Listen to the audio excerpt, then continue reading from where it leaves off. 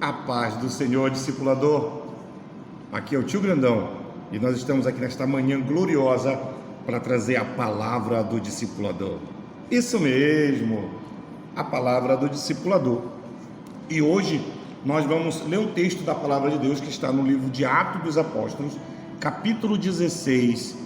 E nós vamos ler a partir do versículo 7 até o versículo 10, que diz assim: E quando chegaram a Mísia, intentavam ir para a Britínia, mas o Espírito não lhe permitia.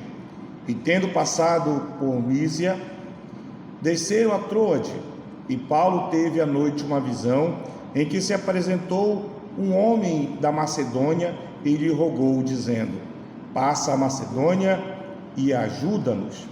E logo depois desta visão, procuraram partir para a Macedônia, concluindo que o Senhor nos chamava para lhes anunciar o Evangelho.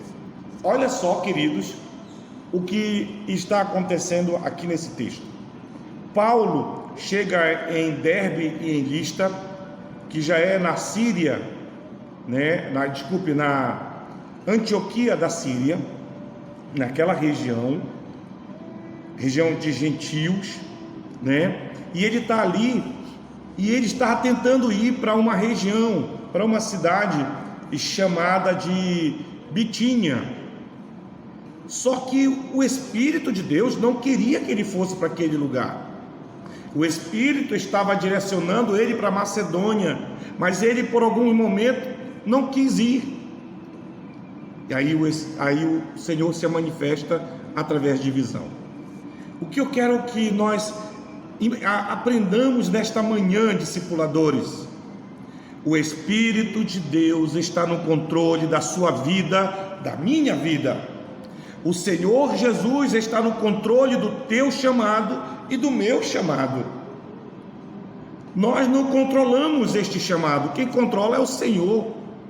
Às vezes nós queremos fazer as coisas do nosso jeito, discipulador. Ei, para! Ouve a voz do Senhor, ouve a voz de Jesus. Paulo tinha uma personalidade forte. Quando ele queria fazer algo, ele fazia. Mas nós vamos ver nesse texto que o Espírito de Deus se manifesta para ele, para que ele pare e faça aquilo que o Senhor está mandando. O Senhor sabe o melhor lugar, sabe a melhor posição para você estar. Se Ele colocou você, discipulador, nesta posição como discipulador, como ensinador, como professor das suas crianças, dos adolescentes e dos jovens da sua igreja, é porque Ele confia em você. Você pode até não confiar em você, no teu potencial, mas Jesus te escolheu, como escolhi Paulo. E quando Paulo chega em Listra, em Derbe, o que acontece? Ele encontra Timóteo. Olha só, um jovem discípulo que não tinha sido discipulado por Paulo, mas ele era discípulo de Jesus, e ele tinha um bom testemunho na comunidade. E aí Paulo, através do Espírito de Deus, vê nele um grande discípulo e começa a investir tempo em treinamento. Foi tanto que Paulo convida Timóteo para ir com ele, e Paulo leva ele para Macedônia. A saída de Timóteo para Macedônia com Paulo, o que é isso? Paulo discipulando Timóteo, agora sim, numa situação diferenciada. Você, discipulador, está aí com os Timóteos nas tuas mãos. Aí na sua igreja, na classe que foi lhe confiada, está o Timóteo. Está o Timóteo que vai fazer a diferença. Quem foi Timóteo, senão o maior discípulo de Paulo, que deixou um legado enorme, que até os dias de hoje nós falamos disso. Paulo foi um grande missionário, mas também foi um grande discipulador, se não tão grande quanto missionário, porque nós vamos ver que só no Novo Testamento ele tem em torno de 13 cartas. O que são estas cartas? São as instruções de um discipulador para os seus discípulos. Isso mesmo. Você vai ver que nem todos os discípulos tinham a preocupação que Paulo.